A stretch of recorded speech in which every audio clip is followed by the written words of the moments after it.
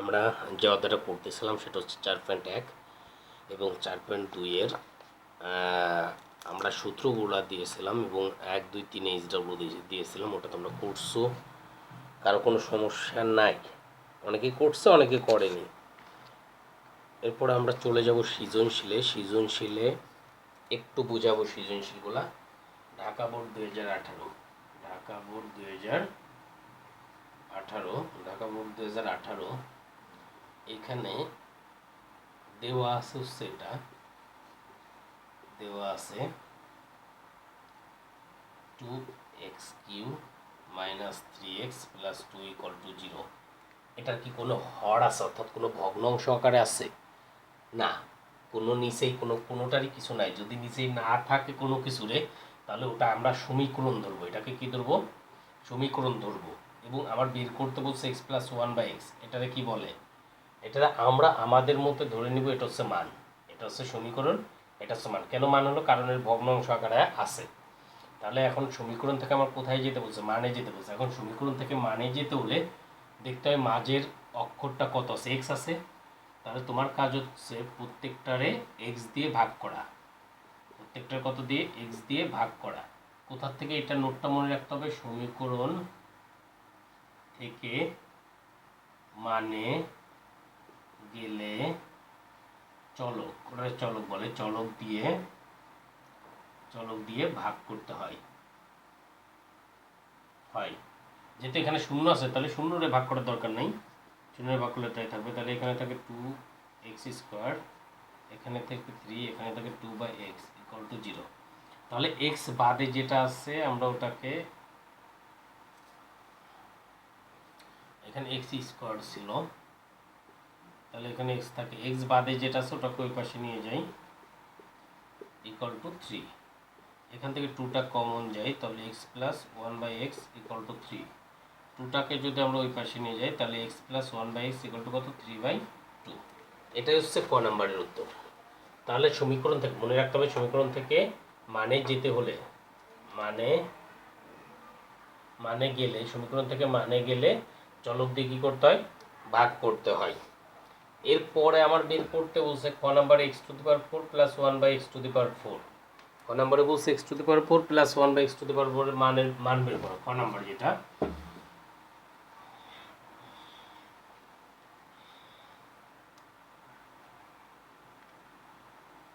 ক নাম্বার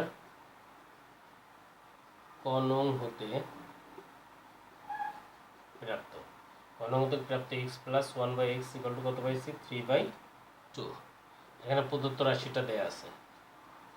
প্রদত্ত রাশি কত আছে? x⁴ + 1/x⁴। এটারে আমরা 4 লাইন মুখস্থ করছিলাম। যেরকম যদি থাকে স্কয়ার আকারে ভাঙবো, তারপর এটা সূত্র ফেলাবো, প্লাসের সূত্র a + b whole square - 2ab। তাহলে এটা কেটে যায়, তাহলে কত থাকে? x² + 1/x² whole square - 2। এই 4 লাইনটা হলো মুখস্থ। 4 থাকলে এই পর্যন্ত আসতে হবে। এখন 4 থাকলে এই পর্যন্ত যখন আসলাম, আসার পরে এই পঞ্চম লাইনটা হচ্ছে সবচেয়ে গুরুত্বপূর্ণ। এই পঞ্চম লাইনটা গুরুত্বপূর্ণ। আমার এখানে তাকাইতে হবে প্লাস আছে না মাইনাস আছে? প্লাস আছে, তাহলে দ্বিতীয় ব্র্যাকেট দেবো। ভাববো এটুকু নাই, স্কোয়ার এবং 2টা নাই। তাহলে a² + b² সূত্র হলো a + b। কারণ আমি যখন একটু বাদ দিয়ে দিচ্ছি তখন a² + b², তার মানে এটা হচ্ছে a, এটা স্কোয়ার, এটা a, এটা স্কোয়ার, এটা b, এটা স্কোয়ার। তাহলে a + b whole square - 2ab। দ্বিতীয় ব্র্যাকেট দিলাম স্কোয়ার এবং 2টা লিখে দিলাম। তাহলে এখান থেকে এটা কেটে গেলে এটা মান হচ্ছে 3/2 হোল স্কোয়ার - 2। এটা স্কোয়ার ছিল -2, তাহলে 9/4 - 2 স্কোয়ার -2। তাহলে 4 লসাগু 9 - 8 স্কোয়ার -2। আমি এই পাশে করে দিই, তাহলে এটা হচ্ছে বিয়োগ করলে 1/4 স্কোয়ার -2। 1/4 মানে 1/8 - 2।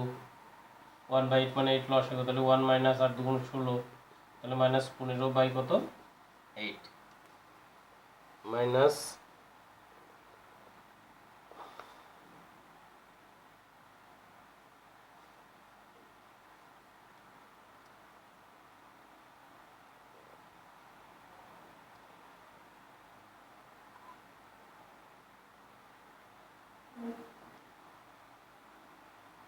4 উপর স্কোয়ার মানে কত? 4 উপর স্কোয়ার মানে 16, সরি 4 উপর স্কোয়ার মানে 16, তাহলে 16 দুগুণে এখানে লসাগু 16, 16 দুগুণে কত? 32, তাহলে কত হচ্ছে? -31/16। ক্লিয়ার? এটা ছিল খ নম্বর অঙ্ক। গ নম্বর অঙ্ক যেটা ভেরি ভেরি ইম্পর্টেন্ট, গ নম্বর অঙ্কটা ভেরি ভেরি ভেরি ইম্পর্টেন্ট, এটা একদম টুটস্থ রাখতে হবে।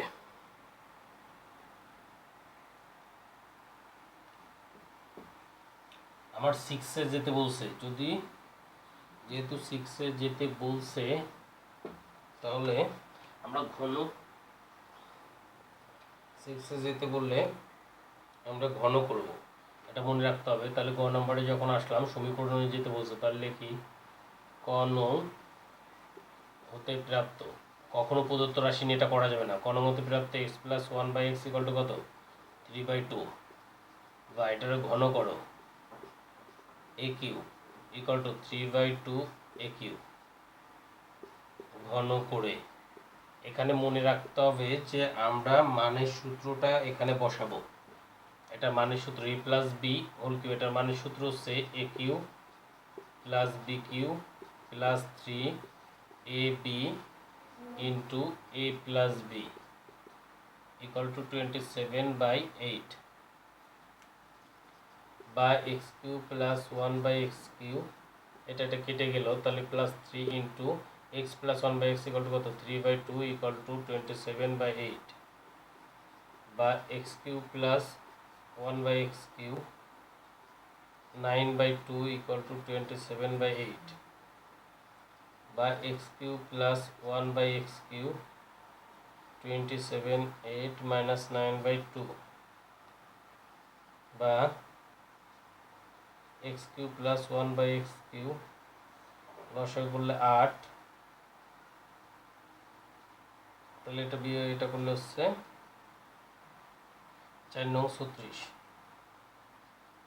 4 নং 36, বা এর পাশে লসাগু x³ লসাগু করলে x⁶ + 1, আর এর পাশে বিয়োগ করলে -9/8, আর গুণ করে দাও 8x6 + 8 = -9x³ 9x³ এই পাশে নিয়ে আসো, +9x³ + 8 = 0। আমার যেটা মনে রাখতে হবে যে এইখানে যেটা এটা আসবে, এই মানটা আমার বসাইতে হবেই। এটা আমরা সবাই ভুল করি, এই মানটা বসাই দিলে পরে ক্যালকুলেশন আমরা পারবো। তাহলে আমার মান থেকে সমীকরণে যেতে হলে আমরা প্রথমে এখানে ঘন করব, যেহেতু 6-এ যেতে বলছে ঘন করব, পরে লসাগু করব, লসাগু করে আমরা সমীকরণে যেতে পারি। এটা ছিল ঢাকা বোর্ড। প্রথমে একটু কঠিন লাগবে, প্রথমে গণিতগুলা একটু কঠিন লাগবে, আমরা যখন 4-5টা করে ফেলবো তখন আবার সহজ লাগবে, যেটা এখন পর্যন্ত আমরা সৃজনশীল ধরিনি, কিন্তু যেহেতু মে মাস চলে আসছে আমার সৃজনশীল এখন ধরতে হবে আস্তে আস্তে।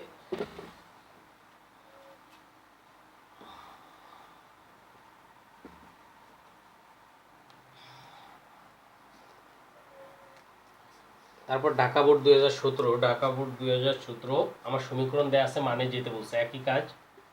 তাহলে ক নাম্বার দেওয়া আছে 2017 ঢাকা বোর্ডের, 2017 ঢাকা বোর্ড দেওয়া আছে x² - √5x + 1 = 0,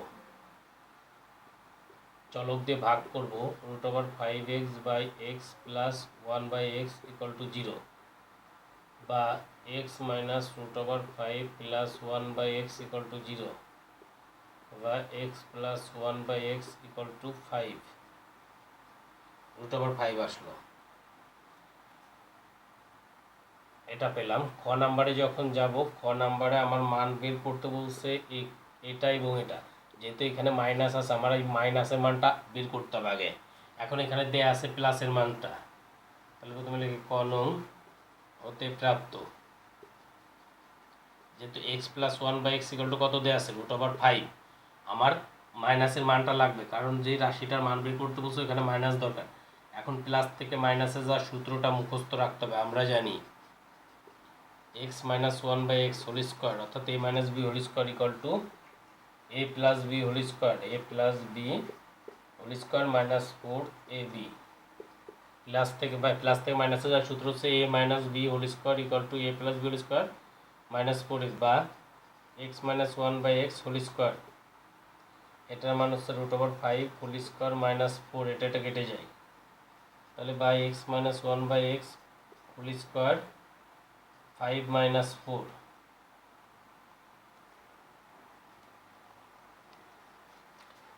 এইখানে যেহেতু প্লাস আছে কিন্তু আমার প্রদত্ত রাশিতে বের করতে বলছে x³ - 1/x³, এই জন্য আমরা প্লাস থেকে যেহেতু এখানে মাইনাস আছে আমার মাইনাসের মানটা বের করে নিতে হবে, কারণ আমরা জানি এখানে মাইনাস সূত্র ফেলাইলে মাইনাস আসবে। তাহলে পরের লাইনে আমরা যাই। পরের লাইনে যেটা আছে বা x - 1/x ইকুয়াল টু এই স্কোয়ারটা রেখে দিই, এটা বিয়োগ করলে কত 1 বা x - 1/x এটা স্কোয়ার, এটারেও রুট করলাম এটারেও রুট করলাম, তাহলে স্কোয়ার আর রুটে চলে যায়, তাহলে থাকে x - 1/x আর 1টা রুট করলে 1। তাহলে এটা পেলাম। এখন প্রদত্ত রাশি ইকুয়াল টু a³ - b³। এটার মানের সূত্রটা লিখতে হবে। এটা দুইটা সূত্র আছে, একটা হচ্ছে মানের, একটা হচ্ছে উৎপাদকের।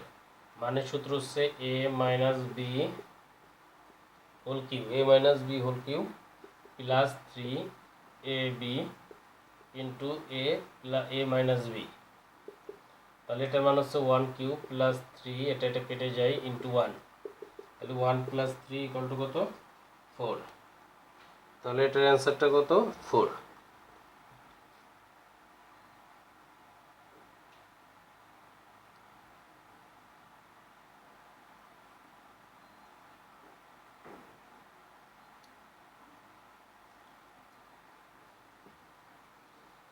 গ নাম্বারে যাব। x⁶ - 1/x⁶ যদি থাকে, x⁶ - 1/x⁶ যদি থাকে, তাহলে আমার প্লাস মাইনাস দুইটার মানে লাগবে। গ নাম্বার খ নং হতে প্রাপ্ত, খ নং একবার লিখলাম, খ নং হতে প্রাপ্ত x + 1/x = কত পাইছিলাম √5, আর x - 1/x = কত পাইছি 1। প্রদত্ত রাশি ইকুয়াল টু x⁶ - 1/x⁶। মনে রাখতে হবে কিউটা ভিতরে, স্কোয়ারটা বাইরে দিব, কারণ আমরা সূত্রে ফেলতে পারি মাইনাস থাকলে। তাহলে এটা হচ্ছে a + b, এটা হচ্ছে a - b। এখন এটার মান আমরা বের করছি, এটার মান আমরা জানি, তাহলে এটার খালি সূত্র ফেলাবো। a + b whole cube minus 3ab into a + b x³ - 1/x³। তাহলে এখানে এটার মান কত? এটার মান হচ্ছে √5। এটার মান, এটার সূত্র ফেলাইলাম না কেন? কারণ এটা খ নং হতে আমরা জানি, এখানে লিখে দাও x³ - 1/x³ = কত পাইছি 4 পাইছি। তাহলে এটার মান হচ্ছে √5 হোল কিউ মাইনাস 3 √5 দ্বিতীয় ব্র্যাকেট, আর এটার মান x³ + 1/x³ হচ্ছে 4। তাহলে √m এর উপর যদি কিউ দিই কত হয়, এটা মনে রাখতে হবে, m√m হয়। √m কিউ দিলে কি হবে? m√m হবে। তাহলে √5 কিউ দিলে কত হবে? 5√5 - 3√5 ইন্টু 4 বিয়োগ করলে 2√5 ইন্টু 4 8√5। এটা হচ্ছে অ্যান্সার। তাহলে তোমরা দুইটা অঙ্ক করবে, একটা হচ্ছে ঢাকা বোর্ড 2018 এবং ঢাকা বোর্ড 2017। দুইটা অঙ্ক ভালো করে বুঝবা, যদি কোথাও না বুঝো তারপর আমাকে আবার প্রশ্ন করবা।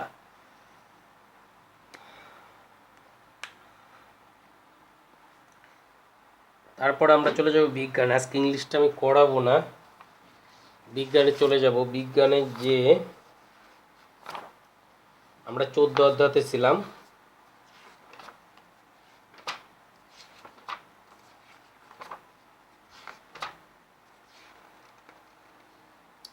14 অধ্যায় আমরা আজকে পড়বো খাদক বা ভক্ষক। খাদক বা ভক্ষকটা কি, এটা আমরা আজকে পড়বো। এখন খাদক বা ভক্ষক যখন আমরা পড়তে যাব, এখন খাদক বা ভক্ষক কয় ভাগে ভাগ করা যায়, এটা আমার জানতে হবে। খাদক বা ভক্ষককে মোট 3 ভাগে ভাগ করা যায়। একটা হচ্ছে প্রথম স্তরের খাদক, একটা হচ্ছে দ্বিতীয় স্তরের খাদক, একটা হচ্ছে তৃতীয় স্তরের খাদক। এই 3টা স্তরে, এবং একটা হচ্ছে সর্বোচ্চ স্তরের অর্থাৎ সর্বভুক, যেটা তৃতীয় স্তর সর্বোচ্চ খাদক, এখানে এটা পর্যন্ত আছে। এখন আমরা এর আগে যেটা পড়ছিলাম সেটা হচ্ছে উৎপাদক। উৎপাদকটা কি? ওকে খাবারের জন্য অন্য কারোর উপর নির্ভর করে না। উৎপাদক হচ্ছে যে সূর্যের আলোর সাহায্যে সূর্যের আলো ক্লোরোফিলের এবং পানির সাহায্যে নিজের খাদ্য নিজেই তৈরি করতে পারে, ওটা হচ্ছে উৎপাদক। এখন উৎপাদককে একটা জিনিস খাবে, উৎপাদককে যে খেয়ে ফেলে ওটাকে বলে প্রথম স্তরের খাদক। প্রথম স্তরকে যে খেয়ে ফেলে ওটাকে বলে দ্বিতীয় স্তরের খাদক। দ্বিতীয় স্তরকে যে খেয়ে ফেলে ওটাকে বলে সর্বোচ্চ স্তরের খাদক বা তৃতীয় স্তরের খাদক। যে সকল প্রাণী উদ্ভিদ থেকে পাওয়া জৈব পদার্থ খাদ্য হিসেবে ব্যবহার করে বা অন্য কোনো প্রাণী খেয়ে জীবন ধারণ করে তারাই খাদক বা ভক্ষক নামে পরিচিত। বাস্তুতন্ত্রে 3 ধরনের খাদক রয়েছে। প্রথম স্তরের খাদক যে সকল প্রাণী উদ্ভিদভোজী তারা প্রথমে স্তরের খাদক, এরা তৃণভোজী নামে পরিচিত। তৃণভোজী প্রাণীর মধ্যে রয়েছে ছোট কীটপতঙ্গ থেকে শুরু করে, যেমন গরু ছাগল কী খায়? ঘাস খায়। ঘাস তো নিজের খাবার নিজে তৈরি করতে পারে। পাতা খায়, পাতা নিজের খাবার নিজে তৈরি করতে পারে। তাহলে গরু ছাগল এগুলা, এটা কোন স্তরের খাদক? প্রথম স্তরের খাদক। যারা প্রথম স্তরের খাদককে খেয়ে বেঁচে থাকে, যেমন পাখি, ব্যাঙ, মানুষ ইত্যাদি। প্রথম স্তরের খাদক পাখিটা প্রথম স্তরের খাদক কেমনে হলো? পাখি তো আর গরুর মাংস খায় না বা ছাগলের মাংস খায় না, কিন্তু পাখি যে কীটপতঙ্গ খায় ওই কীটপতঙ্গটা কোথা থেকে খাবার গ্রহণ করে? অবশ্যই ঘাস থেকে। তাহলে ঘাস হচ্ছে উৎপাদক ছিল, কীটপতঙ্গ ছিল হচ্ছে প্রথম স্তরে, তাহলে পাখি হচ্ছে তৃতীয় স্তরের হবে। ব্যাঙ, মানুষ তৃতীয় স্তরের খাদক বা সর্বোচ্চ। যারা দ্বিতীয় স্তরের খাদককে খায়, যেমন কচ্ছপ, বক কী খায়? মাছটা খায়। ব্যাঙ এবং মানুষ এরা দ্বিতীয় স্তরের খাদকও হতে পারে, তৃতীয় স্তর বা সর্বোচ্চ স্তরের খাদক হতে পারে। এর মধ্যে কোনো কোনো প্রাণী আবার একাধিক স্তরের খাবার খায়, এদেরকে বলে সর্বভুক। যারা একাধিক স্তরের খাবার খায় ওদেরকে বলা হয় সর্বভুক। যেমন মানুষ এবং ব্যাঙ এই দুইটা সর্বভুক, কারণ এরা দ্বিতীয় স্তর এবং তৃতীয় স্তরের খাদক খায়। তাহলে বিজ্ঞানের প্রশ্ন করবা, খাদক বা ভক্ষক কাকে বলে বর্ণনা করো।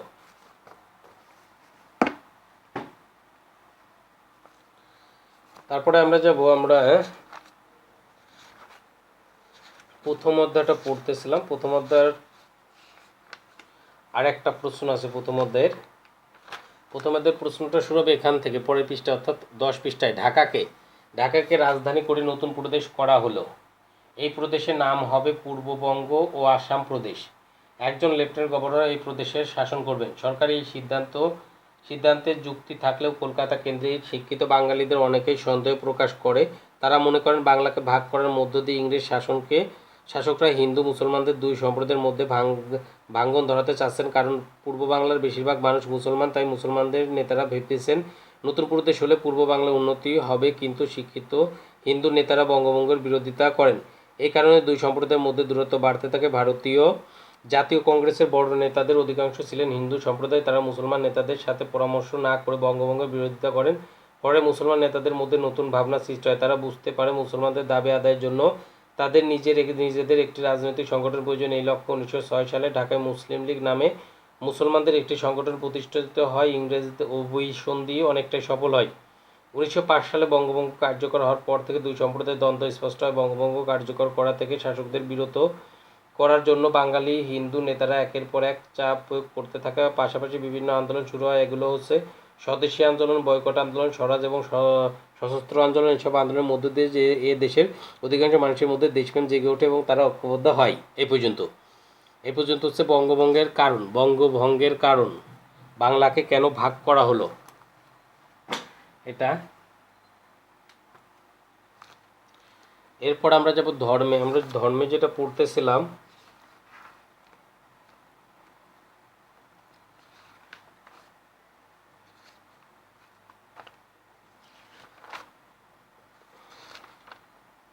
হযরত আয়েশা রাদিয়াল্লাহু পড়তেছিলাম, পরিচয়টা পড়ছি।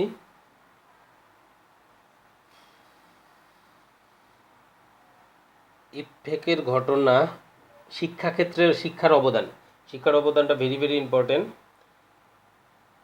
ইফের ঘটনা, আচ্ছা, শিক্ষা জীবন, এই দুইটা রিডিং পড়ে একটু আমরা শিক্ষার অবদান। হযরত আয়েশা রাদিয়াল্লাহু ছিলেন বিচক্ষণ, বুদ্ধিমতী, অসাধারণ জ্ঞান ও প্রজ্ঞার অধিকারী। তিনি জ্ঞানের বিভিন্ন শাখায় অসাধারণ ব্যুৎপত্তি অর্জন করেন। বিশেষ করে তাফসির, হাদিস, ফিকহ এবং আরবদের বিভিন্ন ঘটনা সম্পর্কে তার অসাধারণ দক্ষতা ছিল। শরীয়তের বিভিন্ন মাসায়েল ও নীতিগত বিষয়ে তার পরামর্শ নেওয়া হয়। তুলনামূলক কম বয়স হওয়া সত্ত্বেও তিনি ছিলেন নারীদের মধ্যে সর্বাধিক হাদিসের বর্ণনাকারী।